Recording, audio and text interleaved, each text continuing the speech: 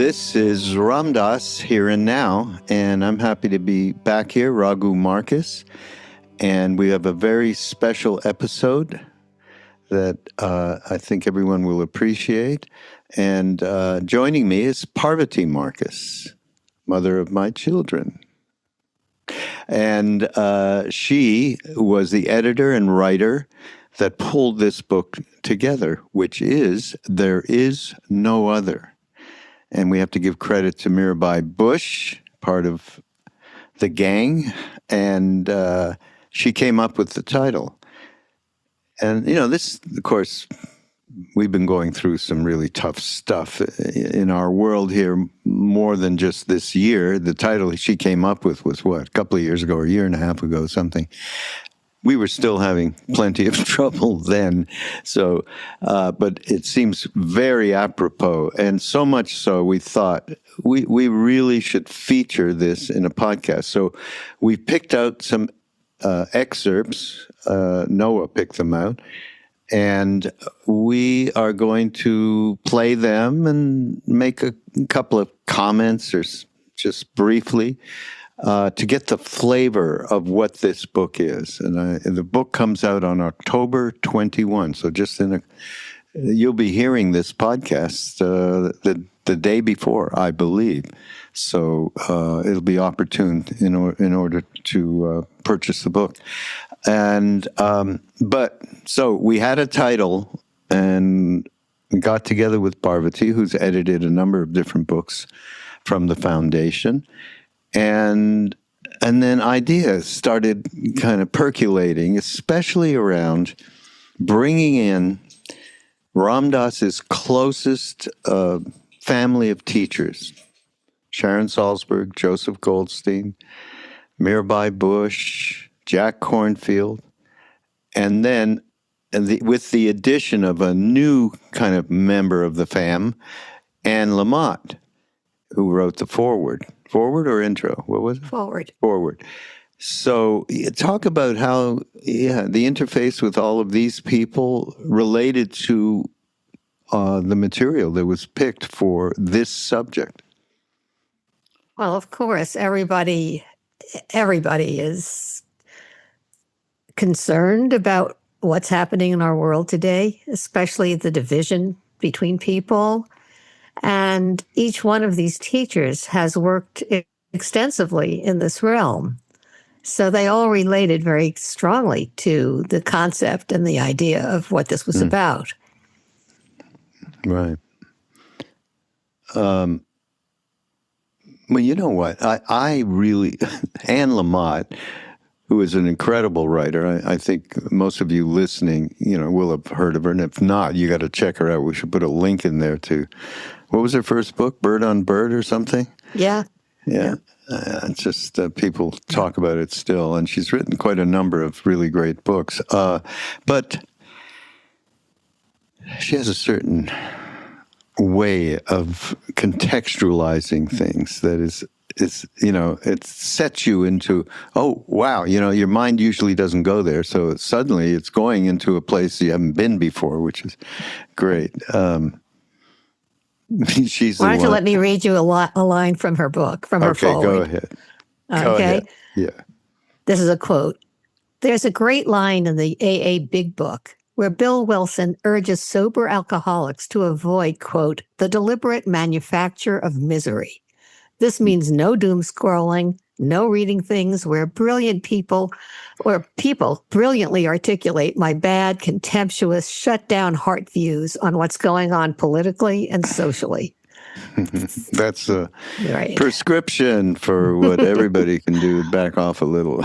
Considering we all doom scroll. Yeah, right.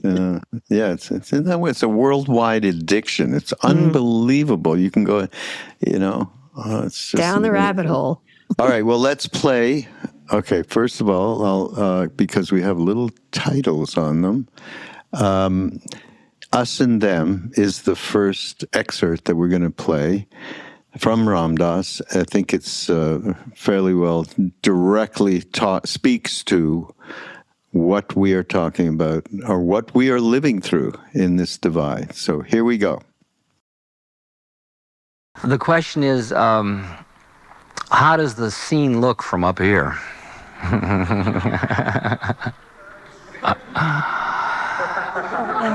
It's like, what's happening in the world today? What's our trip?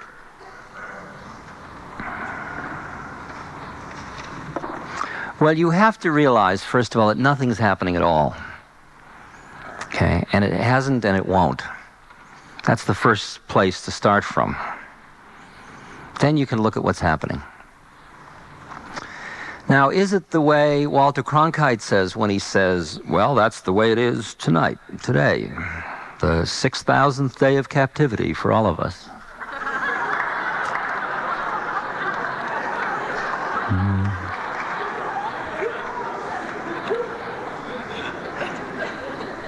It's funny, you know, like I'm dealing with your question. It's like I was doing a benefit in Boulder, and it was for Earth Day, and there was a mime act before me. I wasn't on until 11 at night. And there was a mime act before me, and they did a skit called Them, which a little sign that said Them on the placard, and then they went through this thing of, do you think they're watching? No. What'll they think if I pick my nose? And it was a whole thing about them and how you grow up worrying about what'll they think. You know, what'll they think if you wear shorts when you go out? What'll they think? What will people think? And they did it very well. And I was going on at 11, which is hardly the time to give a heavy, you know, you don't serve the roast beef at 11, or the soy burger, as the case may be. Okay. So I made a sign and it said us. See, and I said, well, I know, I said it took me 5 years of analysis, but I finally accepted that I'm us. Okay. I mean, earlier I was even them too. Okay. But then I'm us. And I said, I obviously can accept the fact that you're us because you and I are here at Earth Day, which is good. So we're all us. Everybody said, yes, we're all us. Okay. I said, what about the Shah of Iran? Is the Shah of Iran us or them? Is he him or is he us? If the hostages are us, are the students that are holding the hostages them?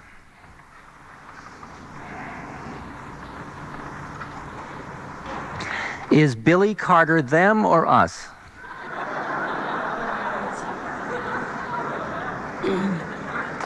How about Ronald Reagan? Us, them. Where do you want to draw your line? Now, if it's all us, it's quite a different trip than if it's them. It's them, you better lock your door. Get your 22. Okay. But if it's us, far out. Aren't we a complex, exquisitely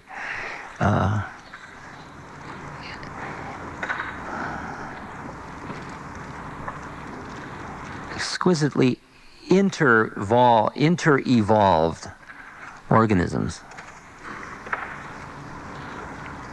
Interreacting, evolved. So when you look at what's happening in the world, so you can write all these different scenarios. And what's fun to me is to catch people in their scenarios. Like, how about the scenario, what we are at the edge of is the new age.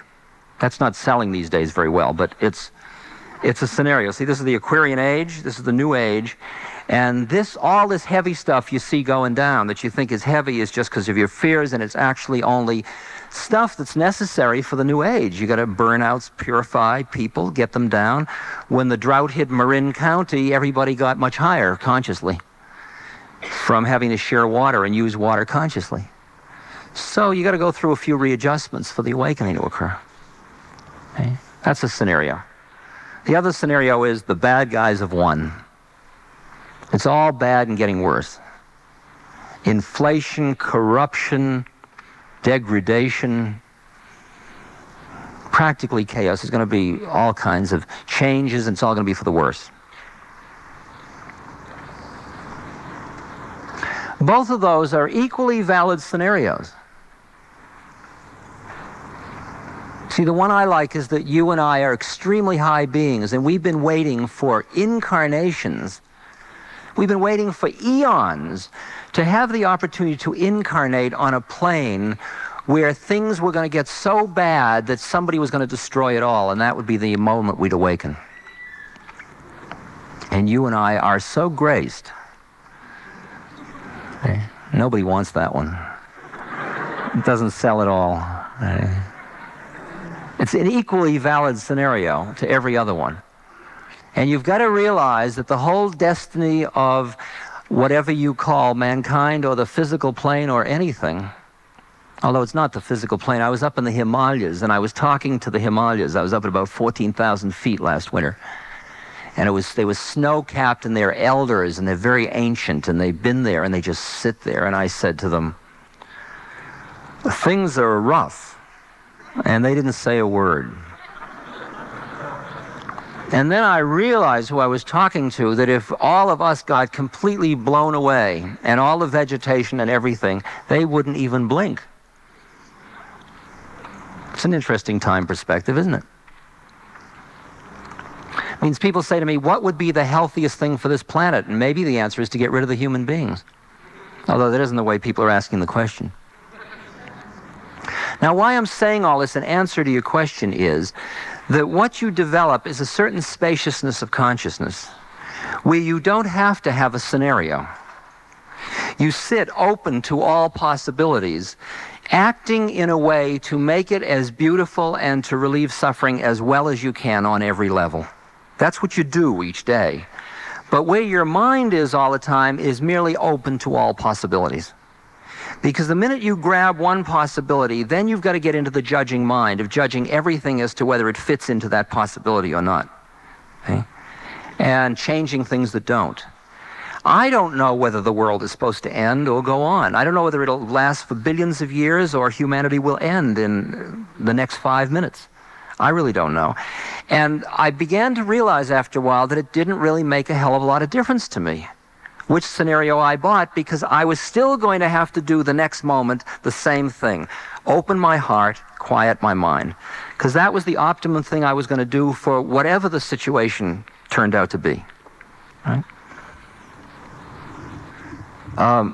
Now, in answer to your question directly, I think that at all likelihoods at this moment, we are going to see changes in standard and style of living over the next years that many of us feel in our hearts are right on and will welcome, and many, many people who are very attached to things, security and survival and so on, will feel are a tremendous threat to that which is familiar.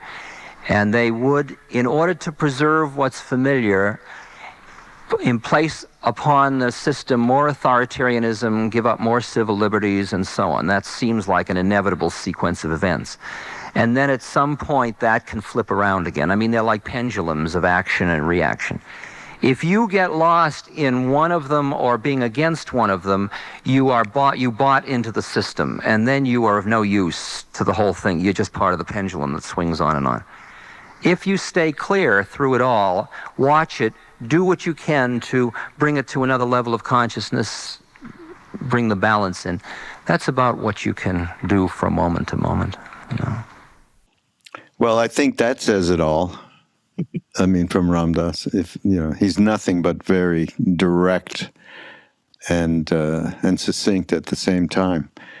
But yeah, you have maybe an idea of what he was saying in that excerpt? You're going to have to let me pull that up. Okay. So I can see. One other thing that Ram Dass is so great about, I had a friend I did a podcast with recently, Danny Goldberg, and he had read the book, and he said what really blew his mind, and this is such a hallmark of Ram Dass, he was speaking to this moment of division, polarization, anxiety, relation to the environment, our environment, and so on. And it was like 40 years ago, 30 to 40 years ago. He said, I couldn't believe that there was that kind of continuity of his thought process that reached out to this moment. It was pretty amazing. And that's definitely something that's, as I said, a hallmark of Ram Dass. Do you got a little something? Okay, I just pulled it up.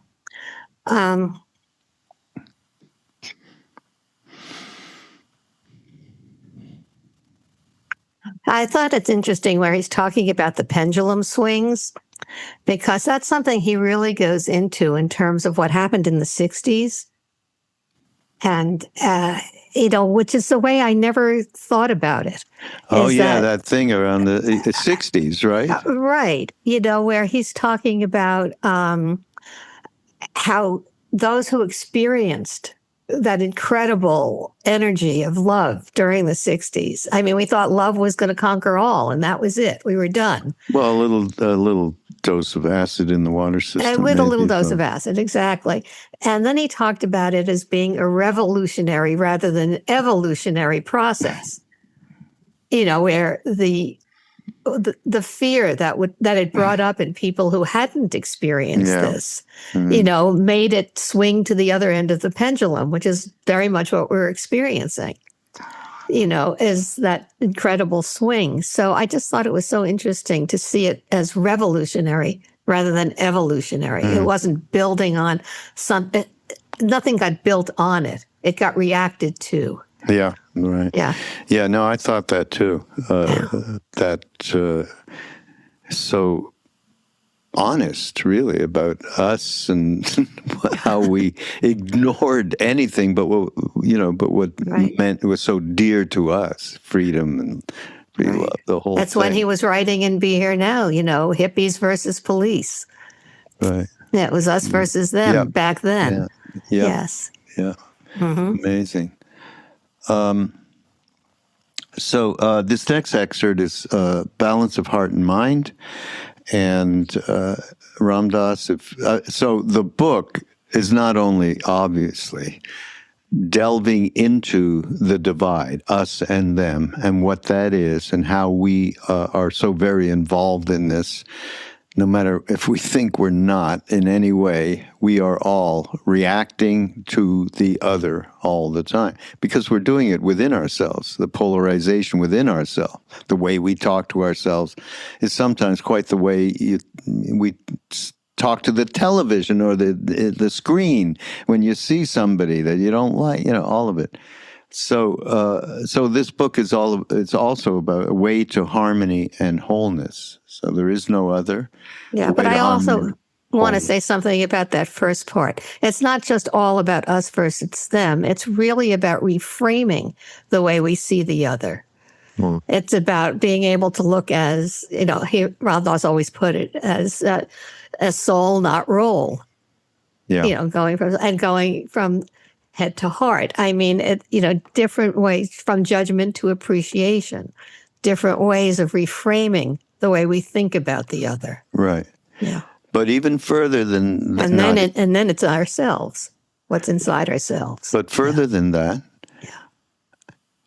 it is about, okay, what do we do? How do we get to a harmony and wholeness within ourselves and without and in our environments with people? So, and this next excerpt speaks to that. It's called Balance of Heart and Mind. Last year I was teaching a course at St. John the Divine. I hope you don't mind my being nonlinear. If you do, you should work on it.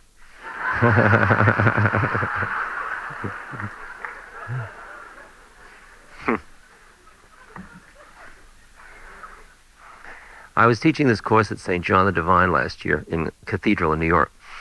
And it was co-sponsored by SEVA and St. John and WBAI and the Open Center. And there were about 200 or 300 people like us.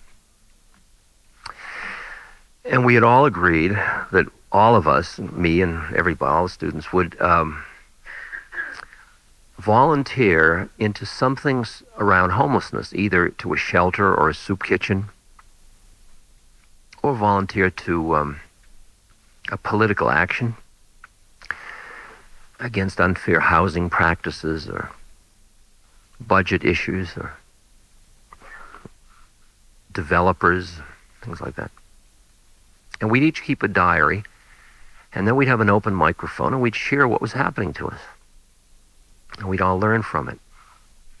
And one woman, she said, I've been working, I don't remember whether she said a soup kitchen or a shelter. She says, but that isn't what's in my diary. What I want to share with you is that she said, every day now, for almost the past year, when I leave my apartment in Manhattan, and I go to the bus or the store at the corner, I go by this man who's begging on the corner.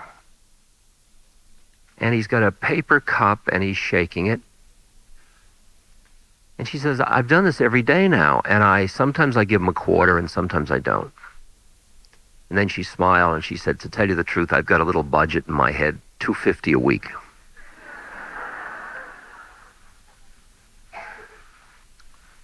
She says, but I realized as a result of taking this course that I had never acknowledged his existence. She said, I asked myself, why hadn't I? And I realized that I was afraid. I said, well, what am I afraid of? I'm not afraid he's going to rape me. I'm not afraid he's going to steal my pocketbook. No, she said, what I was afraid of was that if I acknowledged his existence, he'd end up living in my apartment with me.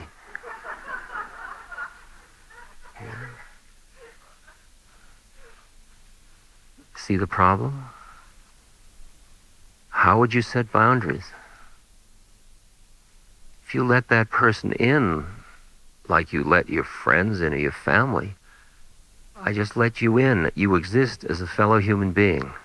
Stay in the corner, I'll give you $250 a week. It changes, doesn't it?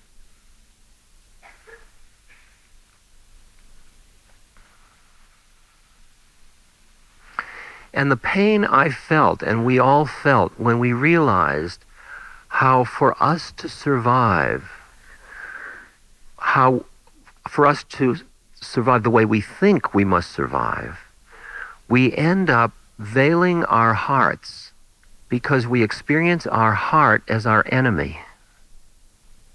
Because if I go into my heart and the boundaries dissolve, you are part of me, and what do you need? And here we are, you need my house. I mean, when you fall in love with somebody, you know what it's like. Do you want my car? You want my money? You want, what do you want? You know, you want my life? Take it, you know. You lay it at the altar of love.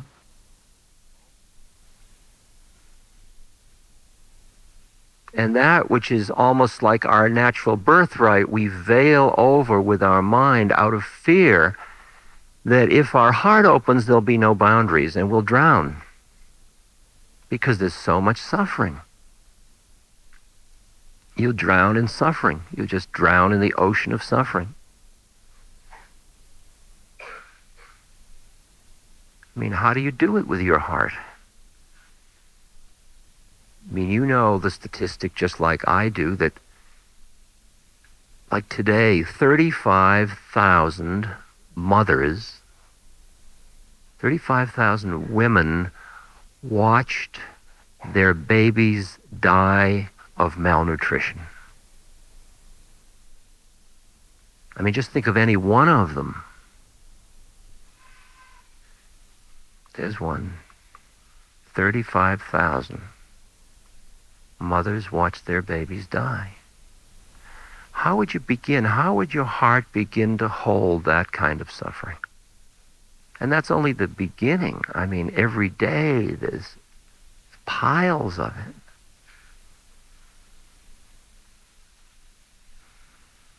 So what we do is we veil our hearts in some way because we say, if I don't, my heart will be broken, I will burn out. But in that very strategy of pushing against the suffering in order to be happy, you find ultimately you will never be content. Because you're cutting yourself off when you veil your heart. You cut yourself off from being fed by the situation.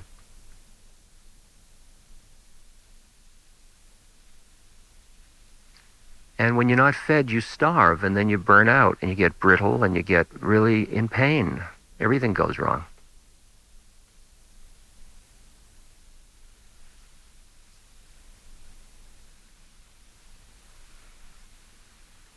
It's far to be afraid of the very thing that will feed us. It's as if the mind, there are these two ways we are in the universe. One through our thinking mind and our senses. We're in the world of objects. And then through what the Chinese call the sin, H-S-I-N, the heart mind. We often call it the intuitive heart. There are a lot of words for it. But there is this other doorway we have into the universe. It's not objective, it's subjective, in which you grok it all. You are one with it all, like you ate it for lunch. You've taken it into yourself. You are it, and it is you. So there is this whole part of us that's already connected to everything.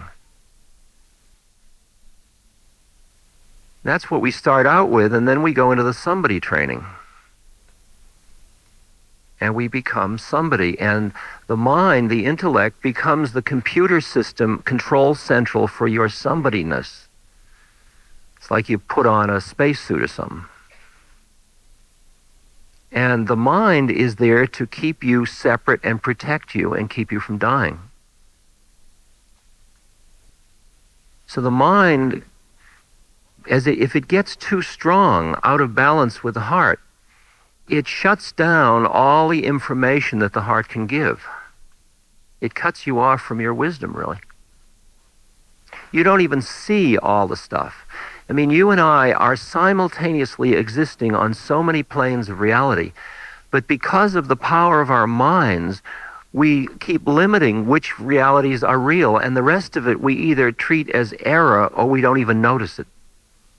It's so deeply unconscious, we just don't even notice all the rest of us, of ourself.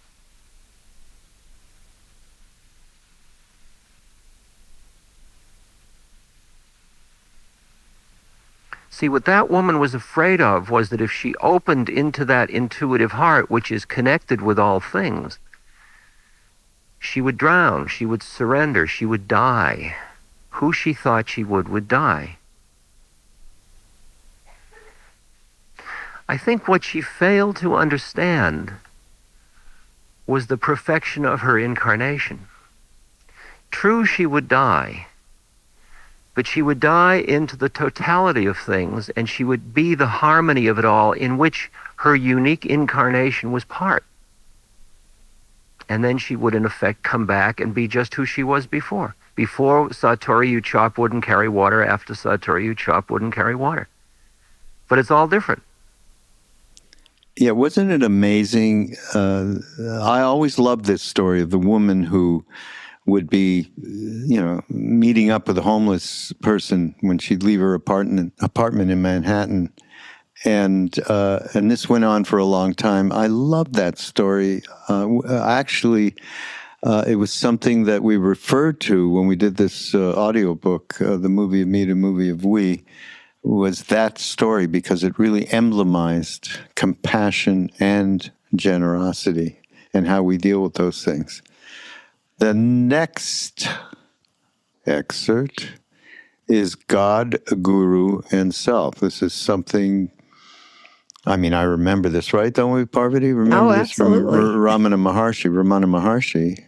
Mm-hmm. God, Guru, and Self are one. Ram Dass used it all the time in many talks and in retreats and so on. And Maharaj-ji was always doing it to us. What's the difference between Ram and Christ? They're one. What's, always. Yeah. Yeah. But this thing, you'll hear this, but it starts out with Ram Dass describing a girl who was having trouble. Maharaj-ji, I got a problem with my boyfriend. And Maharaj-ji said, don't you realize your only friend is God? Which my remembrance is, don't you realize your only friend is Christ? Not that that makes much of a difference, but yeah. Right. Christ and Ram are one. Yeah. When a girl who was with my Guru Maharaj-ji was having trouble with a rather fickle boyfriend, Maharaj-ji said to her, don't you realize your only friend is God? Now, I realize that a lot of you, when I say the word God, wince or tighten. Not all of you, in fact, not even half of you, but there are some of you for whom the word God is a real no-no. It comes out of your childhood and a lot of unpleasant experiences you've had with that concept. It also comes out of your fear that you're going to get caught in dualism, in worshiping something external to yourself. And I think when I say the word God, if I make it clear, then I don't have to wince when I say it, out of empathy for you. Ramana Maharshi said, God, Guru, and self are one and the same thing. That the Guru is a doorway you look through, and God is something that when you are in a human form in duality, where you're relating to children and parents and friends and politicians and lawyers and doctors, etc., there is a relational quality in the natural style of human beings with their minds and their senses, and it's very natural to relate to something. It's very hard for me to say, open your heart to the void. It just doesn't turn you on. The void it doesn't have an emotional pull. And since the quickest way into the spirit is mobilizing both the mind and the heart, you try to work with things that open the heart as well as quiet the mind and focus the mind. And so that all these forms of gurus, gods, idols, all of them, they're methods. They are methods. They are ultimately traps if you stop there. But the game of a method is to use it. All methods are traps. I mean, meditation is a trap. You don't want to end up a meditator, you want to end up free. I mean, you can end up a good meditator, and that's great for this life, but it's not going to get you free. And you can have been a great lover of Christ, but that isn't freedom. Finally, you've got to become Christ. Now, in most Western exoteric religions, that's a no-no. You don't think I am God or I am Christ. You don't think that. That's chutzpah. And because they are primarily devotional, dualistic, exoteric religions that are based on the fact that the people they're serving aren't really going to awaken to their true self, and they are providing for human beings an emotional connection to something beyond themselves and beyond the world they know. And as such, it's extremely useful, as long as you don't get frightened by it. So that when I use the word God, I am not thinking of a grandfatherly figure with a stern visage, as the Old Testament often portrays them. I'm not anthropomorphizing God. I'm experiencing God as we've been talking these past few days about the law or the way or the harmony of things. I see God as all form, as the formless made manifest into all this form. I see that as God made manifest. I see God as the formless. It's a way that it's a short a word for labeling that which is unspeakable. And the Hebrews, realizing that, spell it G-D. It's like an unspeakable word. It's not unspeakable because it's so secret. It's unspeakable because no word can contain what it is. So what I experience is like saying I am talking about that vastness of myself that is below the surface, the iceberg we're talking about. the part that I don't know of myself, that deepest part of my being. That's my God self, and in Hinduism they call it the Jivatman, or that part of God that's within oneself. So if you understand that when I use the word God, I don't anthropomorphize, although in devotional yoga, when you sing to Ram or you sing to Krishna or you talk to Christ, you are anthropomorphizing that quality. And that's okay, because it opens your heart and directs it towards somebody, and then you go through that somebody into that which is beyond. And it takes your emotional body with you rather than leaving your emotional body behind. That's all it's about, that I can understand. Now, when you start to appreciate that God is everywhere, or the Spirit is everywhere, then the question comes, why aren't I seeing it? And then you realize it's the eyes of the beholder. It's which level you're choosing to look at, or which level your desires are allowing you to look at. Because I said before, if you're too hungry, you just see what's edible. And it's only when you start to yearn to know your true self, or yearn to see beyond, or realize the ephemeral nature of all the stuff that you grab hold of in the world, that you start to turn your direction somewhere else. And that's why they often say that despair is a prerequisite for spiritual awakening, meaning despair that everything you're collecting is going to be enough. I thought the new car was going to do it. I thought when I married my beloved it was going to solve the problem. I thought when we got the bills paid. I thought when I grew up. I thought when I got old and got over my passions. I thought, etc.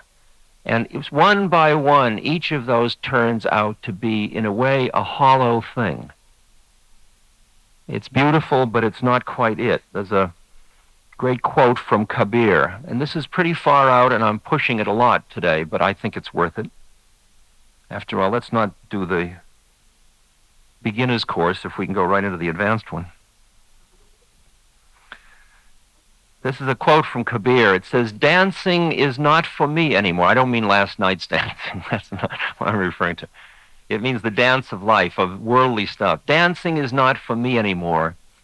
The mind no longer plays the tune. What was empty is now full. The vessel of desires is broken. The gown of desire has become frayed. All illusions are gone. Parts enough have I played. I can act no more. Friends and companions have all forsaken me. God's name alone I now have. The restless ones are steady at last. All disputes are settled. By Ram's grace I have found my full reward."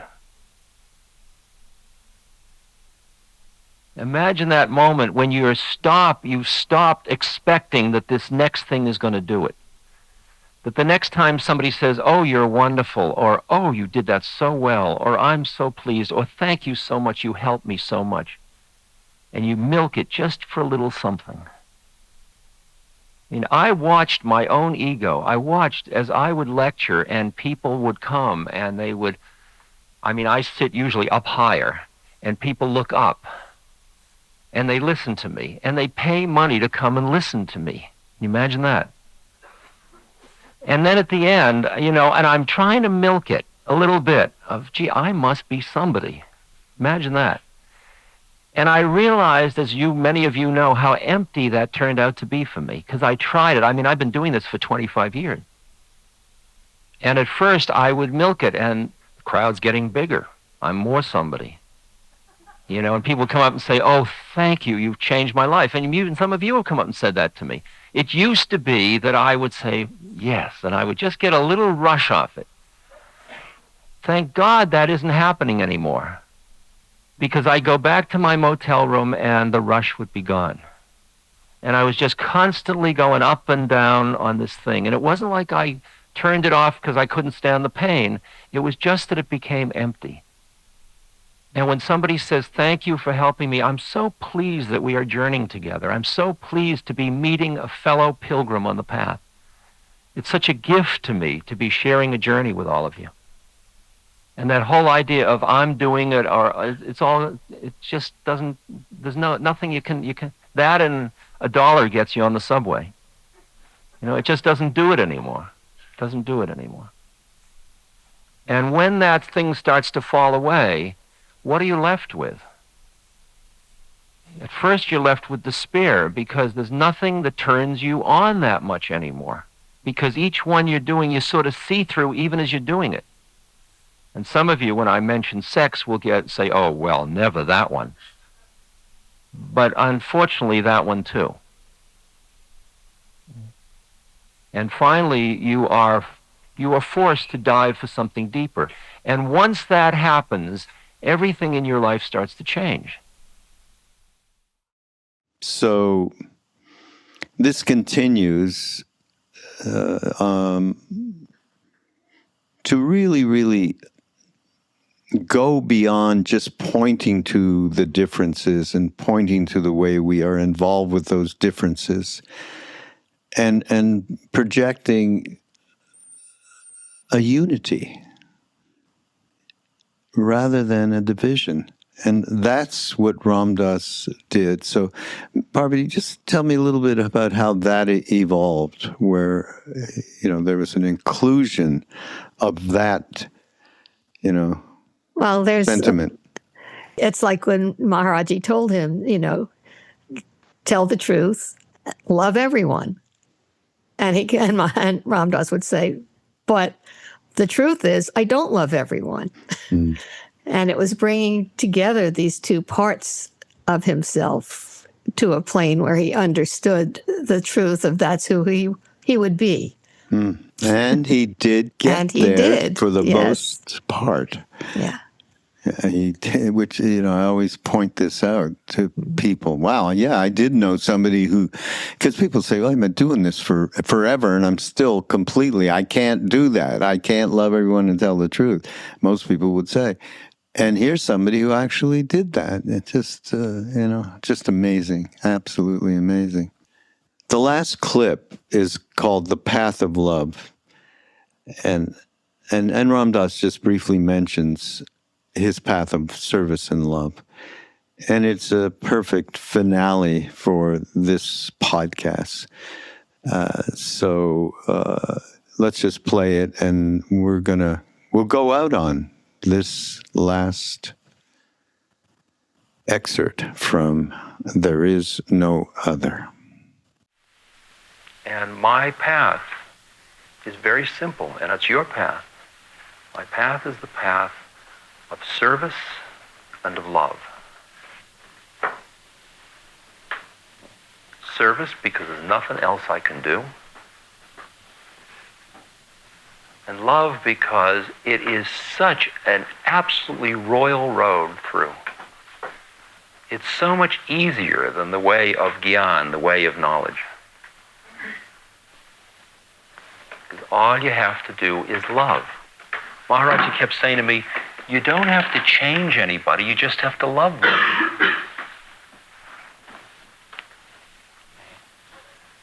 When you go around changing people, you forgot perfection. Finally, what you become, or in the process you become an environment, a vibratory rate. Your life is your message. You dwell in love, and everybody that meets you, just by your presence, has an opportunity to come into love. That's all. You don't lay a trip.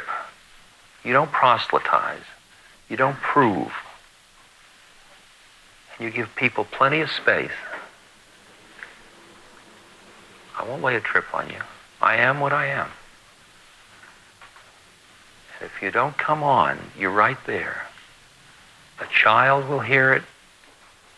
The hardest person will hear it. So, without further adieu,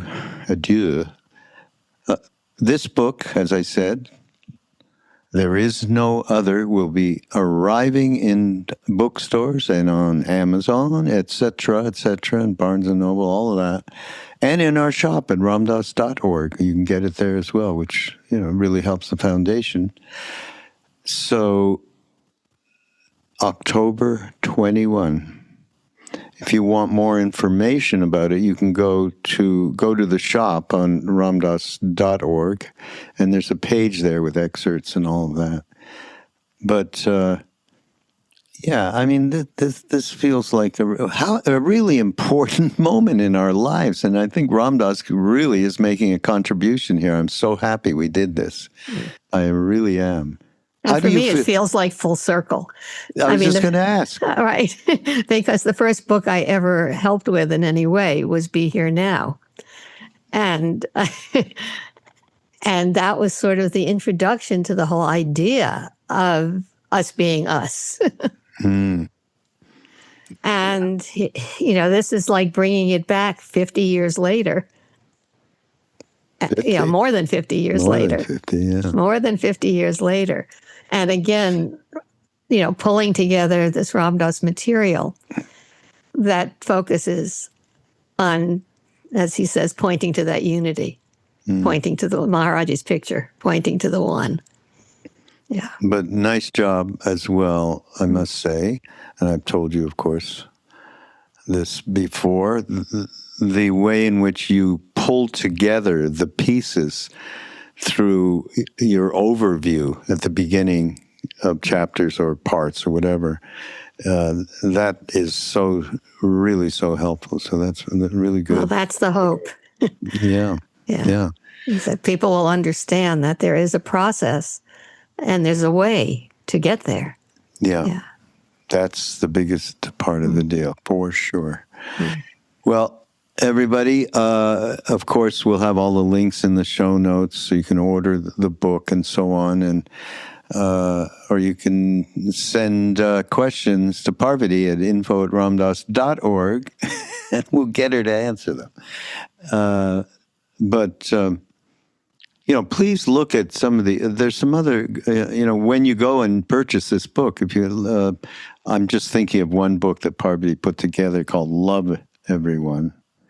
And it's a story of all of our stories that went over, of those of us that met Ram Dass and some who had never met him, got over to meet Maharaj-ji in India starting in 1970, late 1970, really, until he left in 1973 in September.